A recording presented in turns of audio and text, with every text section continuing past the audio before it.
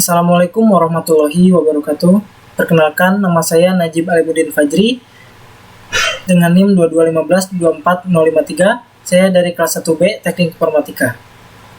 Saya ini merupakan salah satu anggota dari kelompok 4 dalam mata kuliah Teknik Pemrograman bersama anggota lainnya, yaitu Muhammad Fahri Yuan Dwi Putra dan Farhan Muhammad Lutfi. Untuk tugas besar mata kuliah Teknik Pemrograman ini, kami membuat aplikasi untuk merekapitulasi nilai mahasiswa. Pada aplikasi ini, pengguna bisa melakukan penyimpanan data mahasiswa seperti data NIM, nama, dan nilai, serta kelas.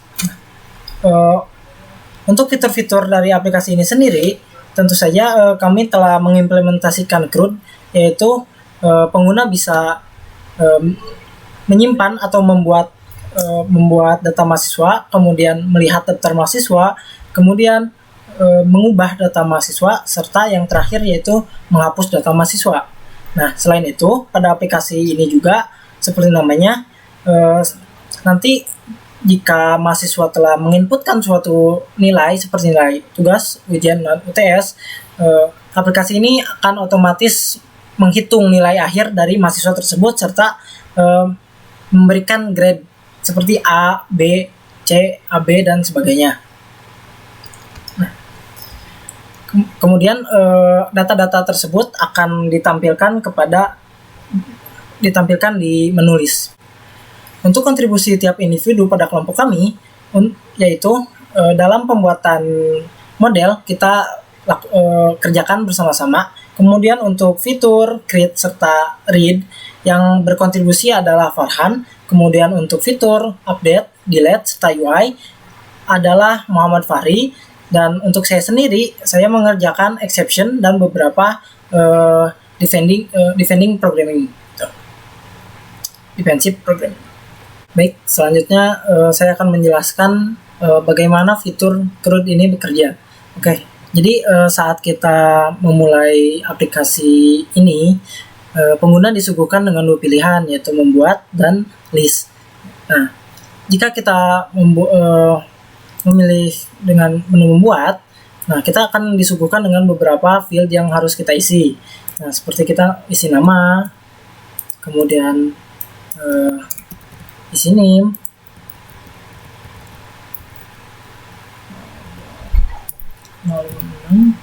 kelas kita isi, kemudian nilai tugas, nilai UTS, dan yang terakhir nilai UAS.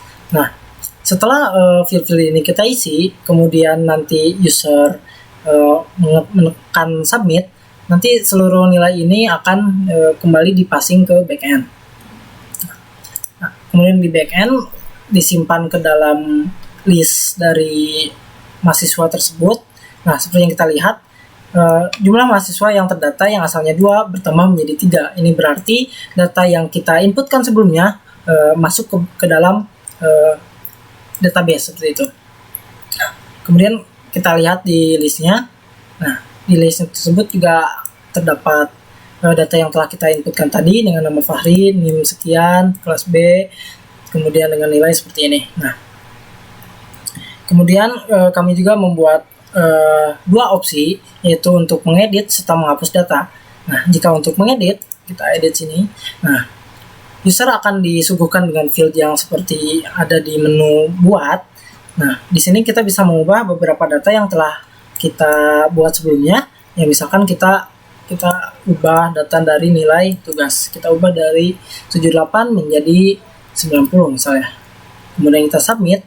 Nah, saat proses submit ini, data yang telah kita ubah akan disimpan kembali ke dalam database yang kami gunakan, yaitu MongoDB gitu. Nah, di database juga udah disimpan, lalu data yang sebelumnya ada itu diganti dengan data yang kita inputkan tadi. Seperti yang kita lihat, data yang asalnya nilai tugas itu 78 kini berganti menjadi 90, serta grade-nya juga berganti. Nah, untuk grade sendiri ini berbeda dengan beberapa nilai dari data mahasiswa tersebut, karena untuk grade sendiri, grade merupakan enumerasi, sehingga kami membuat membuat metode grading secara otomatis seperti itu. Nah, kemudian jika ingin kita hapus data mahasiswa, misalnya kita hapus data mahasiswa Farhan, kita tinggal menekan tombol hapus. Nah, kemudian kita disuguhkan dengan konfirmasi delete. Nah, apakah kamu yakin menghapus data mahasiswa ini? Jika memang benar yakin ingin menghapus, maka kita bisa menekan OK. Seperti yang kita lihat, data mahasiswa Farhan telah kita hapus. Nah, sekarang kita beralih ke backend. Nah, jadi apa yang sebenarnya terjadi? Jadi yang sebenarnya terjadi itu, kita ini mengirimkan request mapping yang dikontrol oleh kelas mahasiswa controller ke dalam API yang telah ada sebelumnya. Nah, jika API tersebut sudah tercantum ke dalam beberapa dependencies dari Spring. Seperti itu. Nah, bagaimana cara passing dari backend ke frontend-nya? Cara passing data-data backend ke frontend-nya tersebut, kita menggunakan TimeLeaf. TimeLeaf ini merupakan template sehingga di HTML di frontend-nya tersebut terdapat beberapa tambahan komen seperti th each, th if. Nah, komen-komen tersebut bisa kita gunakan untuk mengikat data dari backend kemudian dipassing ke frontend. Nah, dari frontend juga dipassing, jadi TimeLeaf itu sebagai penghubung dari backend ke frontend seperti itu. Nah, kemudian metode-metode post mapping, get mapping. Nah, untuk post mapping ini sebenarnya mengirimkan data yang kita buat tadi ke dalam API yang ada di Mongo repository, dalam API yang ada di backend itu. Nah,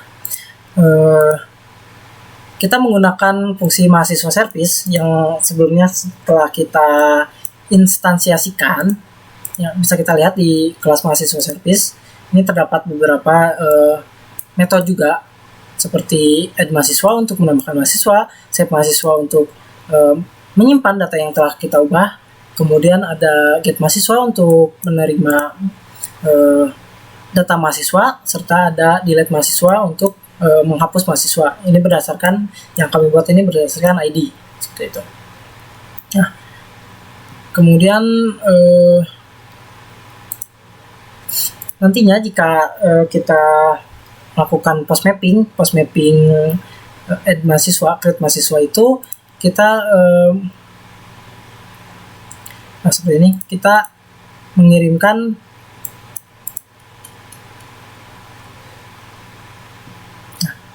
untuk post mapping create sendiri, kita mengirimkan data mahasiswa yang telah diinputkan sebelumnya dari front end yang dipassing lagi menggunakan TimeLeaf. Nah, kita memanggil metode add mahasiswa yang dipunyai oleh kelas mahasiswa service yang telah kita instansiasikan tadi, seperti itu. Nah, selain dari fungsi CRUD tersebut, kami juga membuat beberapa generic programming. Kami menggunakan beberapa generic programming seperti pada package model, yaitu mahasiswa grade. Nah, mahasiswa grade ini merupakan jenis enumerasi, di mana tipe data dari enumerasi ini jenis-jenisnya ada A, B, B, BC, D, C, D dan E. Nah, untuk A ini minimal skornya 90, kami setting 90. Untuk AB 85, B 80, BC 75, C 70, D 50, dan E 0. Nah, kami membuat static method untuk menghitung secara otomatis, menentukan secara otomatis apa grade dari mahasiswa tersebut dengan berdasarkan dari skor nilai akhir. Nah, untuk nilai akhir di model mahasiswa ini, kami membuat hitungan secara otomatis. Nah, seperti ini. Nah, untuk nilai akhir ini kita hitung dari 30% nilai tugas, 30% nilai UTS, ditambah 40% nilai UAS. Nah, perhitungan ini kami gunakan untuk nilai akhir, dan yang kemudian sebagai acuan dari grade mahasiswa itu sendiri.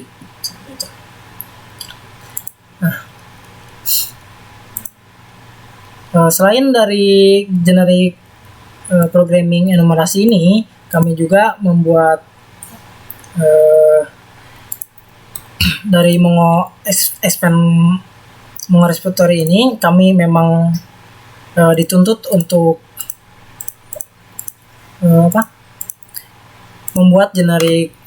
dituntut untuk menggunakan generic programming seperti ini. Nah, di sini untuk T serta S ini merupakan bagian dari generic programming seperti itu, yang nantinya kami pakai untuk list itu ada di mahasiswa service. Nah, untuk list tersebut ini kami menggunakan tipe data mahasiswa. Nah, sekarang kita masuk ke implementasi generic programming. Nah, untuk implementasi generic programming, yang pertama kami membuat enumerasi, tipe data enumerasi bernama mahasiswa grade, MHS grade. Nah, MHS grade ini mempunyai tipe A, B, B, C, C, D, dan E. Nah, untuk grade-grade ini kita membuat alias, yaitu dengan skor 90, A90, AB85, B80, dan seterusnya. Nah, minimal skor ini nantinya kita gunakan pada metode statik ini untuk menghitung atau menentukan secara otomatis grade dari mahasiswa itu sendiri. Nah, untuk skor ini merujuk pada nilai akhir dari mahasiswa itu sendiri.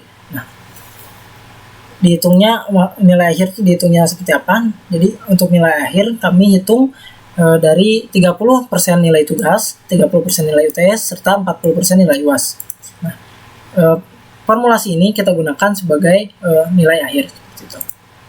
Nah, selain membuat enumerasi MHS grade, dengan menggunakan MongoDB juga kita sebenarnya sudah mengimplementasikan generic programming, karena seperti yang bisa kita lihat pada mongorepository.java yang sebelumnya sudah ada di template Spring dan dependencies mongorepository di Spring. Nah, bisa kita lihat dari namanya saja, public interface mongorepository ini terdapat angle bracket dengan T, extend ke objek, kemudian ID, extend ke objek. Nah, ini bisa kita artikan sebagai tanda dari generic class seperti itu. Yang kemudian T ini nantinya merupakan arti dari berhubungan dengan T di sini, T di sini, T di sini, T di sini, dan seterusnya seperti itu. Dipakai ya, dan hal ini sebenarnya dipakai untuk apa? Nanti kita di mahasiswa service dapat kita lihat nanti. Nah, seperti ini di public list get all mahasiswa, kita generic programming bisa kita lihat dari sini. Jadi yang asalnya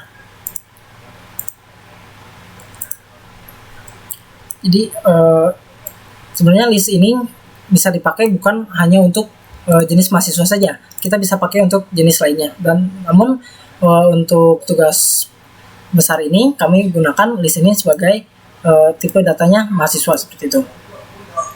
Kita lihat beberapa juga sudah mengimplementasikan generic method serta generic class seperti itu. Sebenarnya untuk pengimplementasian generic class sama generic method kami kebanyakan menggunakannya karena dituntut oleh kebutuhan dari mahasiswa repository, maksudnya dari MongoDB repository seperti itu. Nah, kemudian untuk Java Collection sebenarnya sudah kita lihat sebelumnya. Di sini kita menggunakan list. List ini bertipe objek mahasiswa seperti itu. Nah, di sini gunanya untuk apa? Di sini gunanya untuk menampung seluruh objek mahasiswa yang telah dibuat sebelumnya dari menu membuat ini. Nah, nanti setelah seperti yang sudah saya jelaskan sebelumnya, setelah menginputkan field ini, kemudian disubmit, data-data mahasiswa tersebut akan disimpan ke dalam list ini, yang nantinya untuk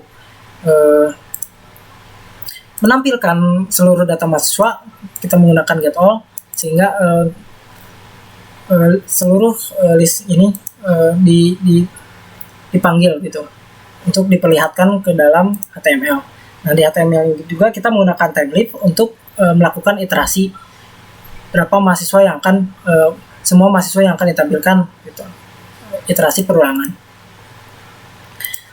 Kami menggunakan try catch exception di dalam kelas mahasiswa controller. Nah, seperti yang bisa kita lihat pada saat kita ingin menginputkan mahasiswa untuk membuat mahasiswa, kami menggunakan try catch di sini.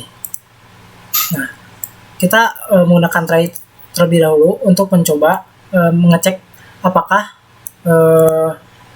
nilai-nilai yang diinputkan oleh pengguna itu valid atau tidak. Nah, diceknya itu berdasarkan nilai tugas, nilai UTS dengan nilai UAS, yaitu harus lebih dari 0 dan kurang dari 100.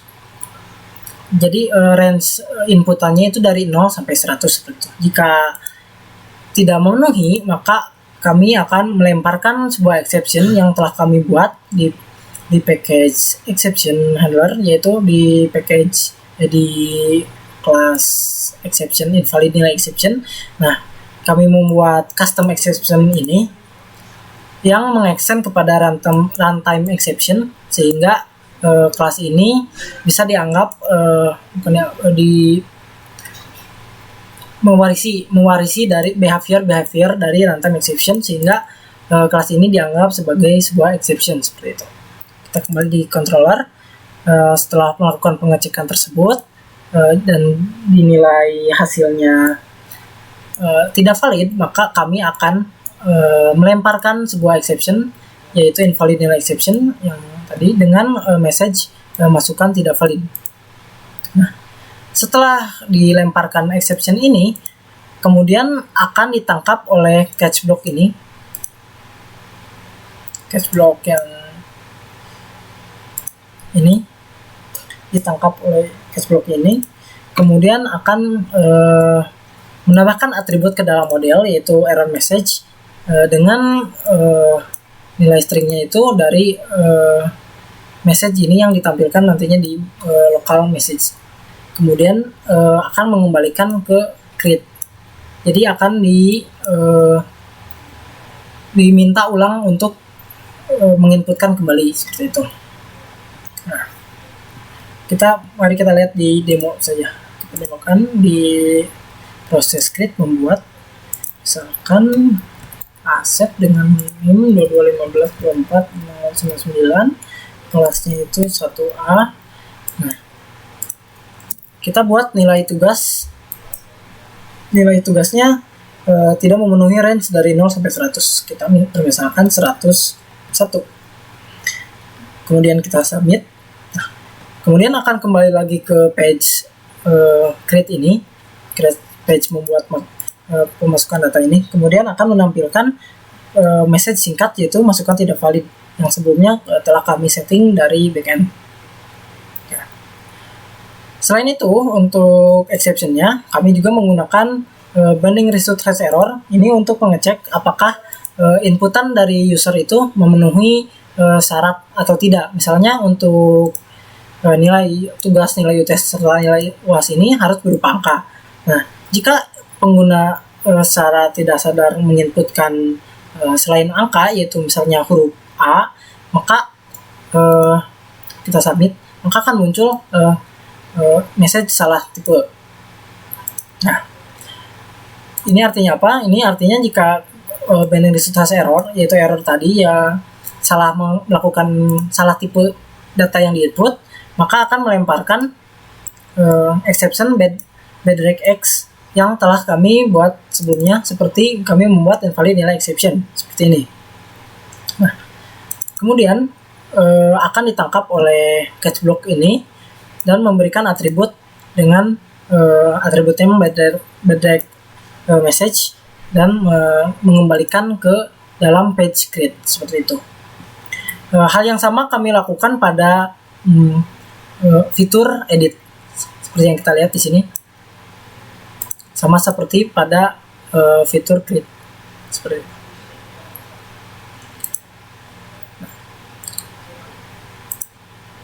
Mungkin sekian untuk penjelasan tugas besar dari kelompok kami. Maaf bila terjadi ada banyak kekeliruan dan kesalahan.